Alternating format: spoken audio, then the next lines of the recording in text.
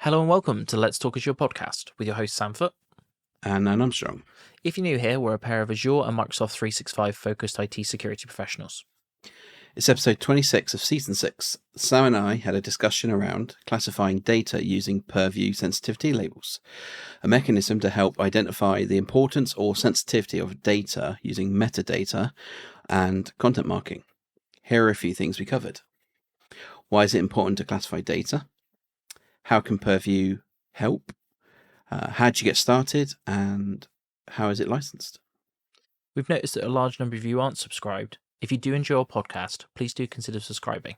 It would mean a lot to us for you to show your support to the show. It's a really great episode, so let's dive in.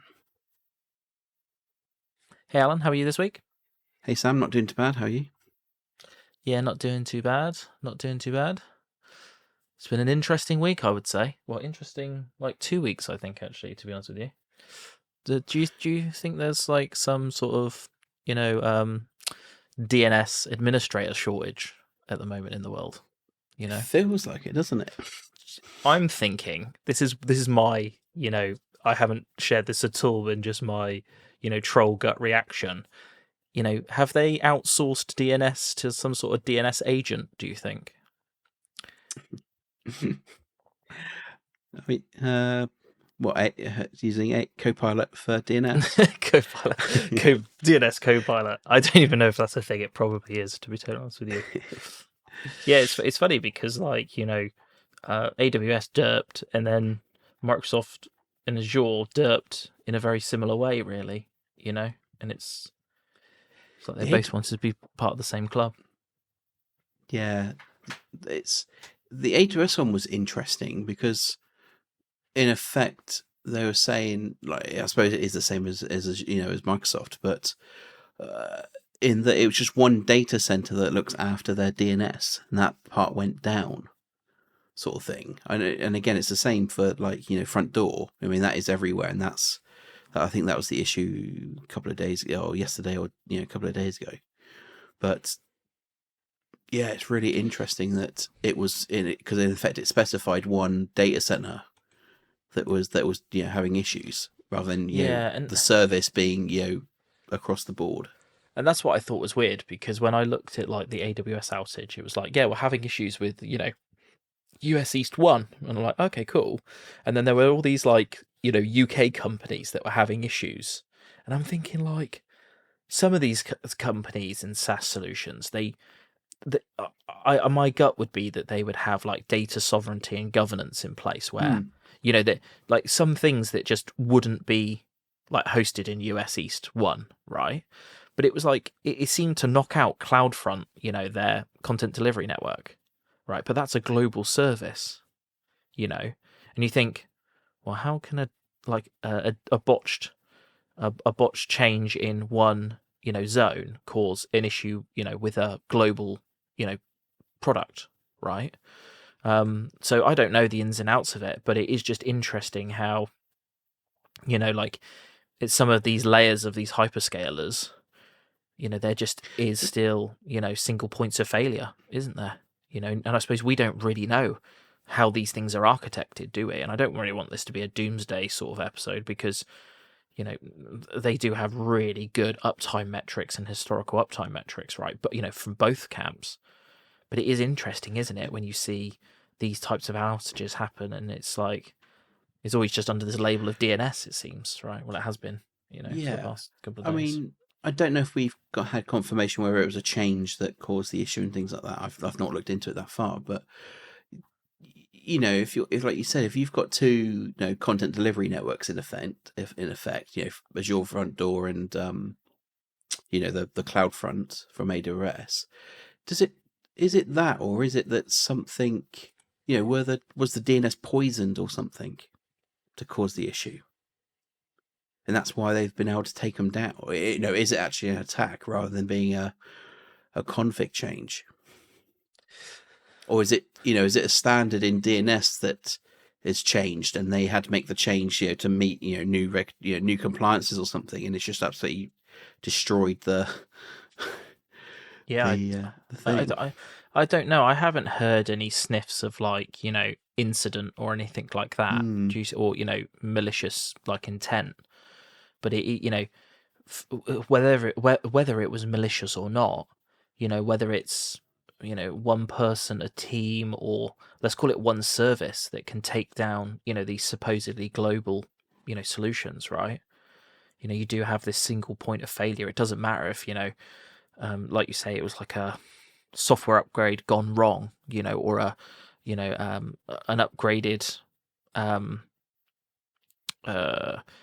standard change that went wrong or something like that, or was it just some DNS entries got deleted, or who knows what it is. But the fact that you have this one underlying technology, DNS, which is in itself one point of failure, but then the underlying system that manages it could also be not fault tolerant, right? So pretty scary. But I suppose at the end of the day, humans do, these large and hyperscale systems are, content delivery network is just a bunch of like web servers with files on them, isn't it? Essentially, right? So there must be edge configuration that is ultimately maybe deployed automatically, but it must be managed by humans, and maybe it was just a human screw up, potentially.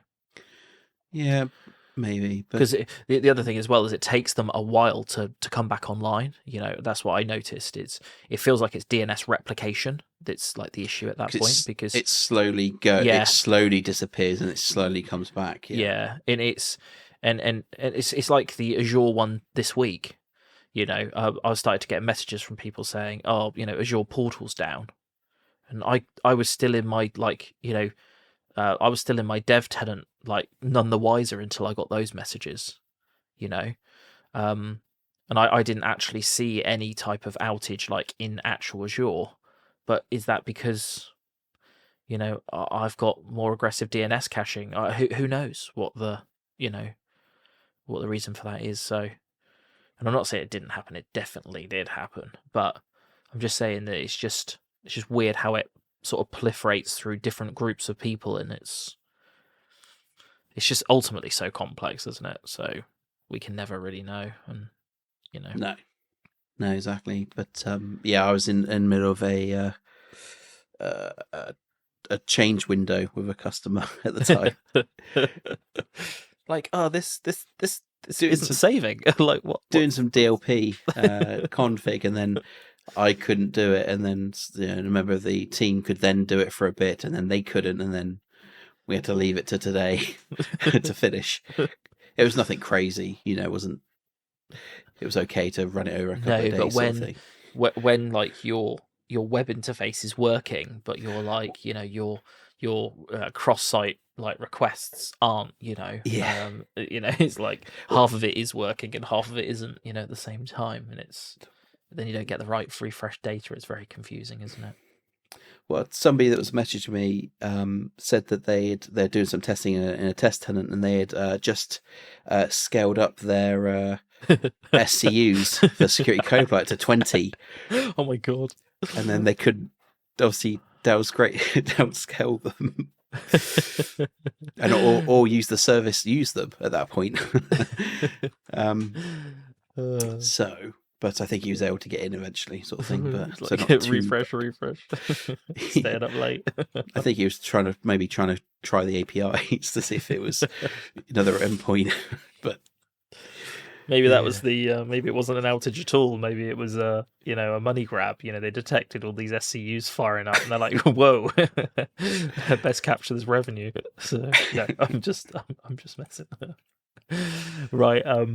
That's enough of beating on. Anything else other than that, Alan? Other than just beating on cloud providers? No, I don't think there's anything else I can think of. I think there's. There might have been a few things that went GA over the last couple of weeks, but that's for next week when we do the news. Cool. So yeah, what we talking about this week? Yeah, so going to continue the sort of, I suppose, the Purview series and just start talking about data classification and labeling.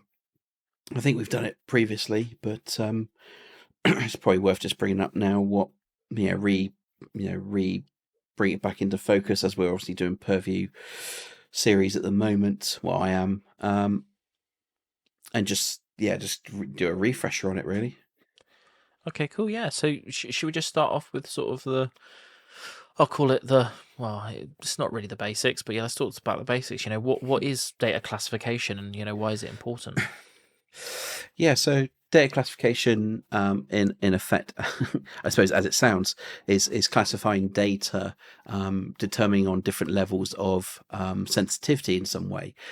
So this could be, the example might be that you might have some data that can be publicly available, and some data that is internal, maybe confidential, and then super secret kind of stuff. And within organization, it's best practices, or as part of your data governance side of things, is to have sort of a taxonomy, a data classification policy to help the organization understand how they classify data, and for each classification, you then determine how that data is handled. So it's allowing users to understand that the super secret stuff should never leave the building, or should never leave 365, etc., or has to be handled by only these people, maybe, or whose eyes, for almost fewer eyes only kind of stuff as well. And then you can determine when a document is received, whether how you handle it, whether you're allowed to expose it to a third party, or expose it to colleagues, maybe even at that level. So it's just understanding that data and being able to identify quite quickly, or quite easily potentially, what type of that, what data is in it, and potentially, like you said, how you handle it. So Yeah. Okay. So we're essentially putting some sort of label on a file level, I suppose, to say, hey, this is important, or this should be handled in a specific type of way, and make it really obvious for users, right? yeah, absolutely. And that could be, like you said, it could be done with metadata. It could be done with just putting in the title of an email saying confidential, or just at the top of it, just so that when someone can gets to it and reads it, that first part they read or whatever, they understand what type of data it is, and in a straight away where they should or shouldn't be going, hey, hey Sam, come and look at this. This is the report from the Exco. And it's got highly confidential on it or something. No one can see it, kind of thing. But I've got a copy of it, sort of thing. So yeah, it's helping users in organization understand, like I said, how they handle that data, whether they should or shouldn't be consuming it, and if they receive it, etc. So yeah.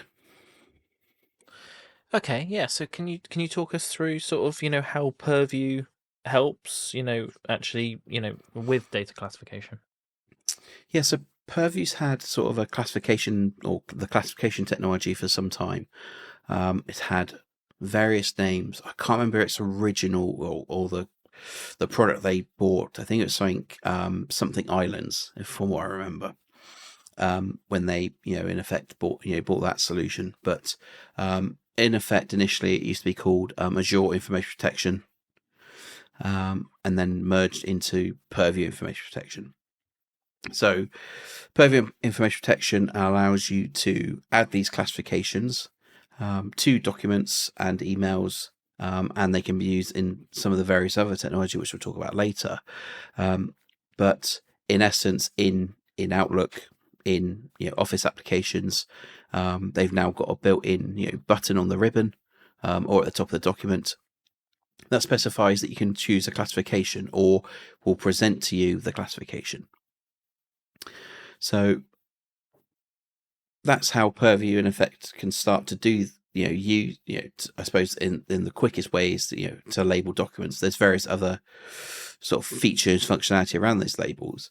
But what it does do, and some of the benefits of that, is that Purview's in effect able to track that document through, or that data, I suppose you could say, document, email, etc., through its through Purview, through Exchange and SharePoint, to understand allows you to track, I suppose, put DLP policies based on it, which is really good in the sense that sometimes documents don't have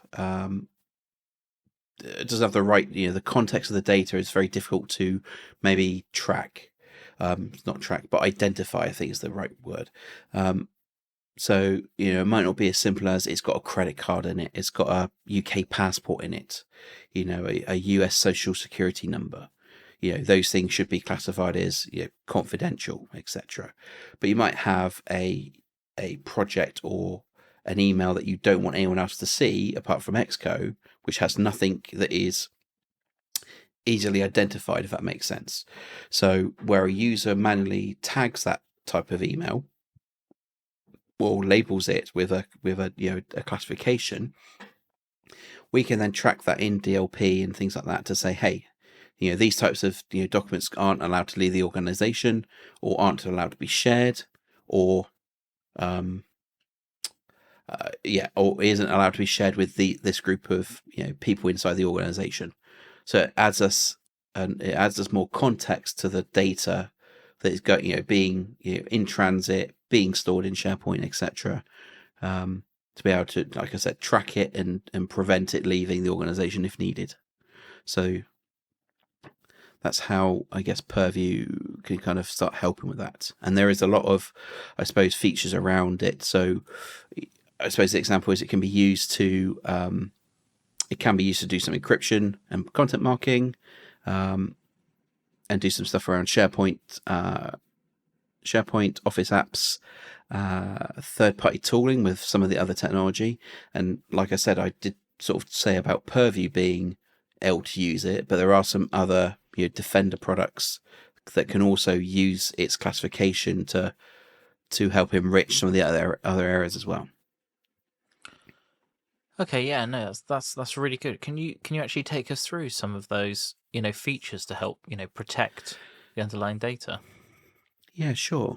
So if we start with some of the easy ones, so I kind of mentioned content marking. So like I said, as part of instead of a user having to manually content mark, an email and put in, confidential, we can get the label itself to apply, some wording, color, etc. to a header, footer, or even put a watermark across the document, if needed, kind of thing.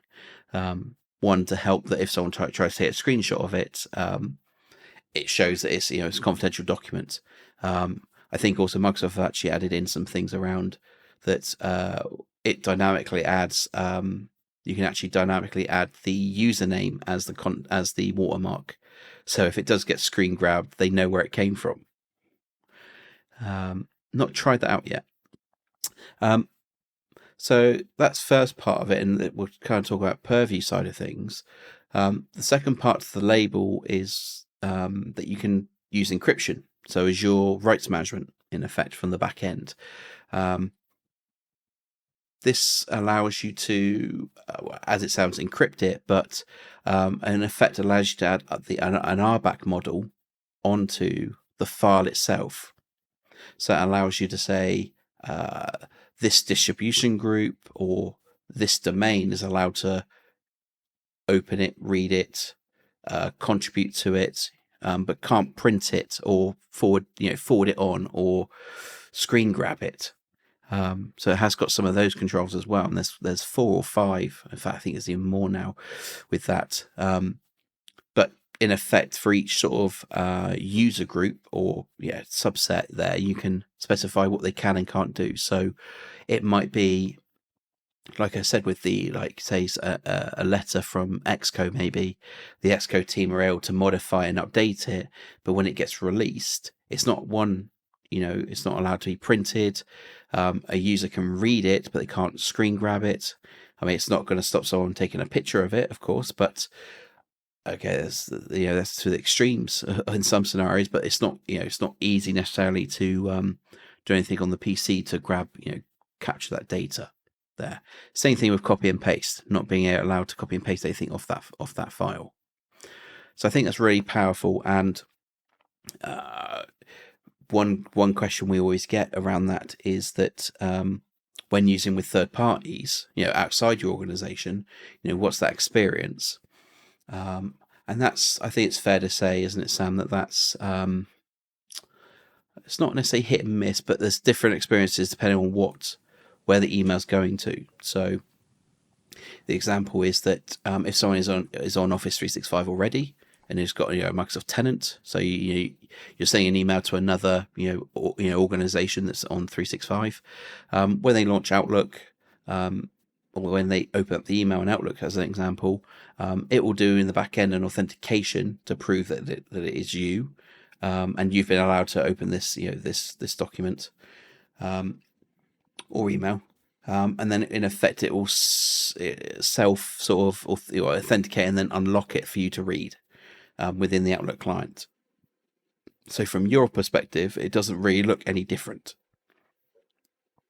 Now, if it's going to a non-Microsoft tenant email address, or for that, when you try to launch it, it will launch it up into the browser and ask you to do a one-time password.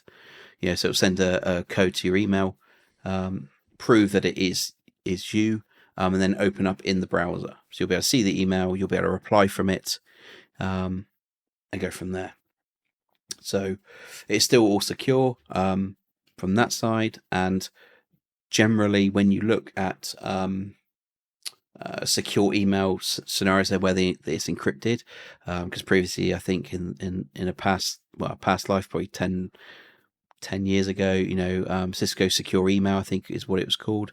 It did a similar thing where it opened up in another portal for you to read and reply to, etc.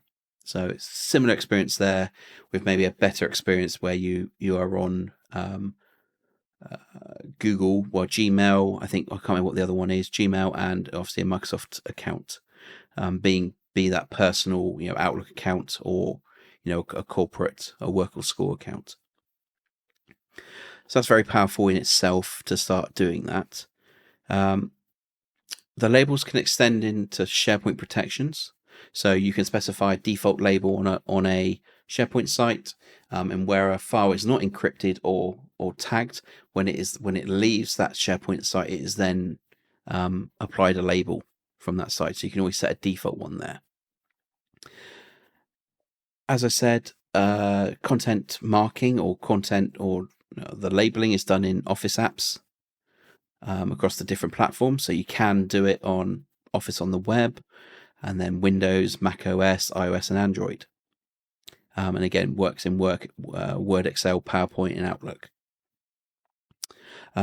It can do other not Office applications, but other file types than Office documents. It can do PDFs. You can do it on there, and there's a plugin for Adobe Reader and Adobe Pro to be able to do that sort of the similar thing. And it can do some of the other files, but in effect it relabels them and puts them in effect a container as part of the encryption process for that. One of them that is interesting is AutoCAD drawings, DWGs. They can be encrypted and be opened by the applications as well, as far as I'm aware, which I thought was a interesting file type to be supported. I don't know what you think, Sam, around that. Yeah, it depends which vendors have actually implemented the technology in their actual clients, isn't it?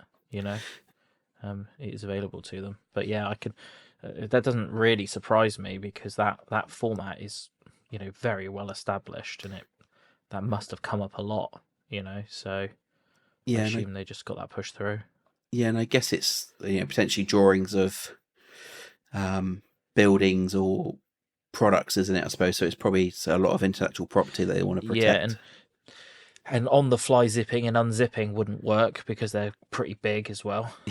So like you wouldn't want like your, I don't know what they call them, CAD technician or something like that. I don't know what the job role is, but sitting there waiting for an unencrypted to decrypt before they can open it. Multi-gigabyte file. Yeah. So the other things is that are new to me is that you can protect now meetings and chats.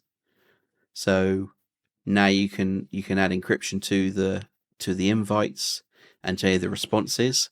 So previously that wasn't able to do because it was just sent as an email from the calendar in Outlook rather than being an email itself. But also you can specify so you can specify who can see the chat and things like that for that one. The other part is that you can extend some of the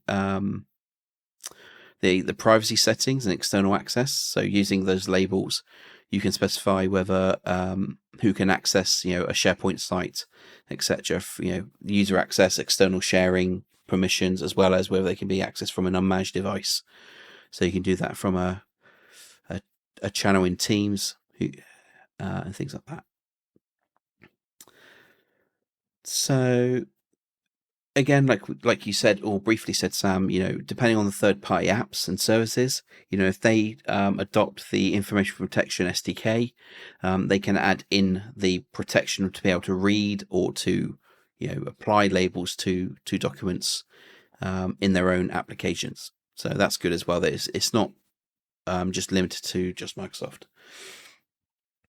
And then really I'm going to say that not the last part, but the other part to it is that with sensitivity labels, and if you're using the Purview data map, which is looking at SQL, Azure SQL, Synapse, Cosmos DB data, so structured data, you're able to in effect label those types of data or those areas as well with the label, so you can again identify from a development side what data is being stored in those databases and what the risk might be to it from that side. So these labels do then feed into Defender for Cloud, as well as into Azure to help identify some of that data.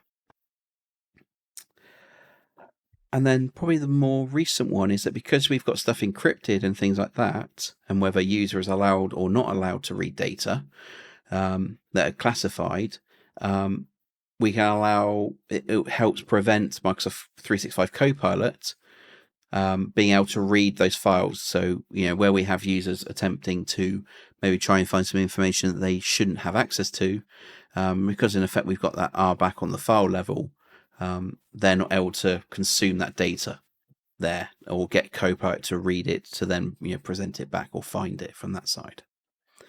So yeah, I think there's quite a few things there. Yeah, there's definitely tons of different features that you can use in a lot of variety of scenarios for different confidential sensitivity levels, right? Depending on how much control you do or don't want, as well. And to be fair, actually, around the encryption side of things, not that I've dived into it too much, but will be soon.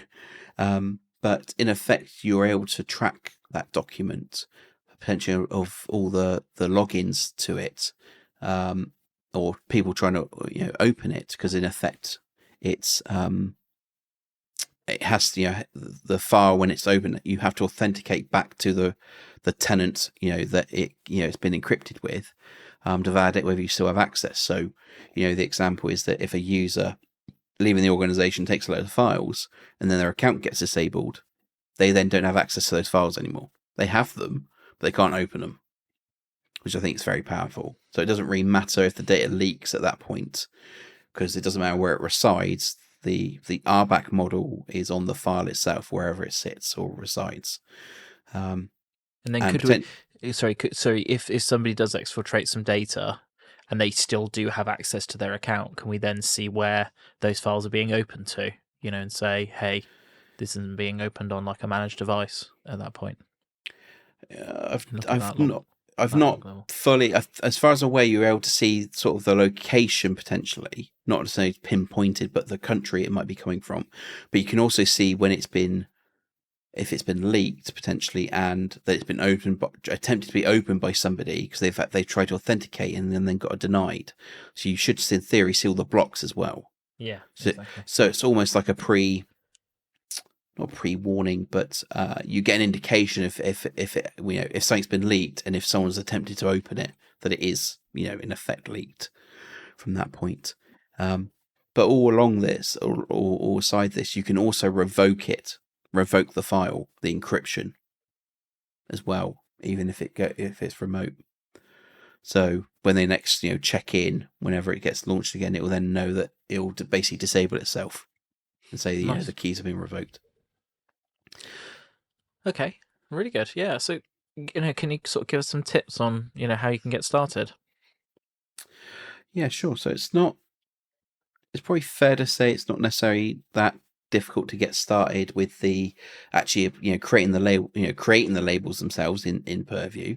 There's a lot of settings there around what you can do for each label in the colors and things like that. That's all the more difficult stuff, trying to work out what color you want, the name of it, the description to give context to the users.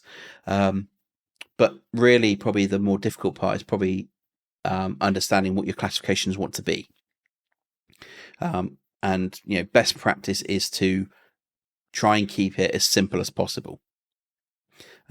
Being that I think Microsoft's recommendation was sort of no more than between, I think it was like 4 or 5 to 15, I think was their sort of recommendation, 15 being probably quite a lot at that point, because you've got to understand that users have got to understand which label to apply. And by having too many means that you may get false positive labeling, false labeling. Don't know what the word is for that actually, but incorrectly labeling, just because there's so much choice there. But once you've got the labels in place, we'd always recommend not to start encryption straight away with users, because the hardest part is adoption. If users are not used to applying the classification to email, to documents and to emails, put in confidential or public in the top left corner of a document, etc., then you've got to get them used to actually adopting the thought process around how they classify documents and things like that. And you're bound to get documents incorrectly classified because either it's done quickly, you have a default label, or the users haven't had a chance to do the training on it, the internal training. So I think that's the most difficult part, is getting, once you get users applying labels, and you're seeing that they're being in effect generally correctly applied across the organization, you can then start looking at those scenarios where you start the encryption side of things, because applying the labels, even if you're just adding metadata and some content marking on it, it doesn't necessarily seem like there is value in doing that, but there's no protections at this point. So you kind of wonder at the same time, what's the point? But it allows us to monitor the data flow through Purview, etc. Being able to identify what type of data is in which locations in SharePoint, but also it allows users to see when they open a document, it's got the classification on it, and then, like I said, what they can do with it. But yeah, once you've got the labels being used within an organization, then you can start looking at the scenarios, the use cases where encryption might be needed. Maybe you have some sensitive information that you send on to collaborate with a third party, another partner organization all the time, and you just want to make sure that file can only go to them, and that almost protecting against them being compromised and then the data being leaked, because sometimes you can't you can't control their controls, their security side of things. So it might add some more assurance that your data, even if it does get leaked, no one can open it unless they're part of that, able to authenticate with their organization, or with the home tenant from that side. So yeah, I think that's the first part really with getting started. Like I said, it's relatively simple, he says, to maybe get started. But I suppose the more difficult part is understanding what labels you want to use and what makes sense in the organization, and then the wording you use, the description of that label to help the adoption side of things. Nice, yeah. So really good tips there. Thanks, Alan. Yeah, and that was just finally how is it licensed? What do I have to sell to get hold of it? Yeah, so the information, the Purview information protection labels are in effect in the sort of E3 licensing. Or that could be even SE3, so M365E3 or even SE3. There are some key features. I can't remember. I know a couple of them off the top of my head, but no all of them. But in effect, you're able to manually label documents using the apps themselves, so you can easily get started today. The encryption's included and all that sort of stuff. It's just auto labeling within the labels, which I didn't mention earlier, but in effect you can say, if I see this type of sensitive information type, then it's automatically classified as confidential, highly restrictive, etc. So you can help the users use the right labels, if that makes sense, from that side. So you're not able to use that. You're not able to use the auto labeling in Purview, where you can do it in transit for emails or when documents are stored in SharePoint. So you can almost have like a fail-safe for auto labeling if users don't do it. So classified data as well.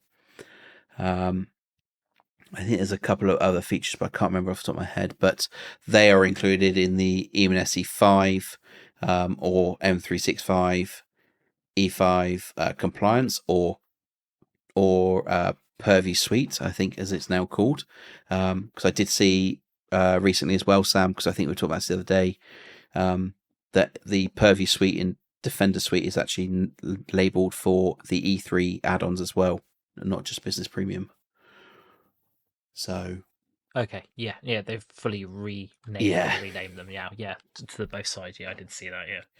Yeah, because I think we thought it was just Business Premium the other day. Yeah, Didn't we? it was previously, wasn't it? But yeah, that Yeah. is that must have been in the last 2 weeks, maybe month, that they've now renamed it again and everywhere.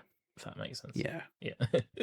So yeah, it's part of the Purview Suite, or the if I'm gonna say old school. It's only like 2 weeks old. The other thing, but E3 plus compliance, E5 plus compliance add-on. So yes, and like I said, I think it is included in Business Premium as part of sort of the E3 level anyway. So again, you can get started with it. So it's only when you want to get to the sort of heavier stuff, then you need some of the the E5 capability, or like I said, if you're using the data map stuff, then that is all pay as you go. So I think to use the labels, it doesn't cost you anything, but to do the review of the data or to scan the data, that's the pay as you go sort of model for that side. Nice, great, thanks for that. Anything else, Alan, before we wrap up? No, I don't think so. It is good to sort of get organisations doing it. Like I said, it's really relatively simple to get started, and you can scope your rollout as well. I didn't mention that earlier, but you can scope it by groups, so you don't have to do the whole organisation one hit. Yeah, no, definitely really good technology, and is really effective. I'm going to say, not even can be really effective. So no, thanks for that, Alan. That's cool. What's the next episode?